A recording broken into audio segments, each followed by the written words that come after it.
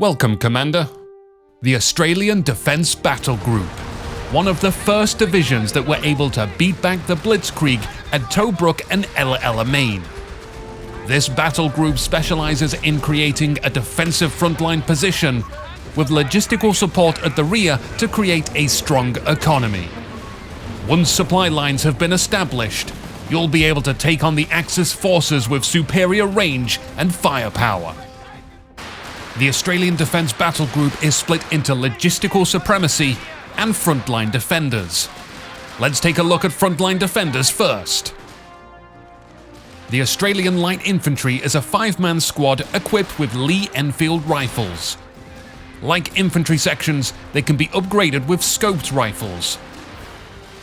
This squad performs well at long ranges, and with their sharpshooter ability, they can increase their accuracy for a short time. There'll be no time for lollygagging, as this squad is capable of constructing field defences and emplacements, including the durable Sangar wall to hide behind. Australian Light Infantry can hold the line, but they are not equipped with grenades or anti-tank weaponry. But we've got just the thing for that. The 2-pounder is a light anti-tank gun. It's quick to fire, fast to reload, with a decent firing arc. At Veterancy 1, the ability to target weak points becomes available, slowing the target vehicle hit and disabling its weapons for a short time. Defensive Tactics grants your sappers and Australian Light Infantry the tools needed to build the 17-pounder and Bofors emplacements. The emplacement for the 17-pounder is massive, but if you're able to find a clearing for one, then you won't have any trouble penetrating even the thickest armor from afar. Whilst the Bofors can provide adequate anti-air coverage to shoot down enemy aircraft, it's also effective against infantry and light armor. Hold the Line is a defensive ability that bolsters the defense of your emplacements, team weapons, and base buildings. This reduces the incoming damage as well as a small heal over time. Find yourself under heavy artillery fire? Then hold the line. The over-repair ability allows your sappers to repair vehicles past their maximum health values, enough to potentially shrug off an extra shell from a medium tank. That can be enough to get your tank to safety for another round of repairs, and then back into action for another tour of combat. Switching over to logistical supremacy, you'll find abilities that help strengthen your economy.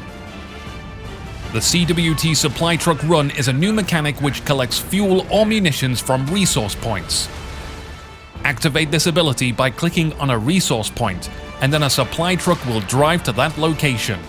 Once there, it will take some time to load the cargo, and then make its way back to add the resources to your stockpile. The amount of resources you earn is based on the distance between the sector control point and the headquarters. The further you go, the more you get, and the more dangerous it will be. The enemy will be alerted to the presence of your supply truck, so defend it at all cost. If the enemy destroys it whilst it's carrying supplies, they'll steal the cargo. Reinforced resource caches provides cheaper and sturdier caches, perfect for locations where you are already focusing a strong defense. A new construction option becomes available with artillery tripwire flares. These can be planted near sector control points for a small amount of munitions. When the enemy trips the wire, a flare will reveal the surrounding area and a single artillery shell will strike, letting them know these are our resources. Charged Creeping Barrage designates a line of shell fire from point A to B.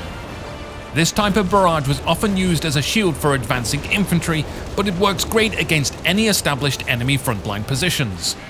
You'll need your supply routes in check, because this will cost you a heavy amount of munitions. The Archer Tank Destroyer has arrived. This tank destroyer is equipped with the 17-pounder. It's got range, it's got firepower. When it's stationary and out of combat, the first shot against its target will have increased accuracy, penetration, and damage. With its great reverse speed, it can quickly deploy, take a shot, and then reposition to safety. The Australian Defence Battle Group has excellent defensive capabilities and equipment that hits from afar, but they also paint large targets on their back. You'll need to use everything you've got to protect your supply trucks, keep your emplacements firing, and fuel your war. For more information, head to companyofheroes.com to see the latest news and learn more about the Coral Viper update. If you'd like to talk strategy, then come along to the official Company of Heroes Discord. Good luck on the battlefield, Commander. My name's Anuki, signing off.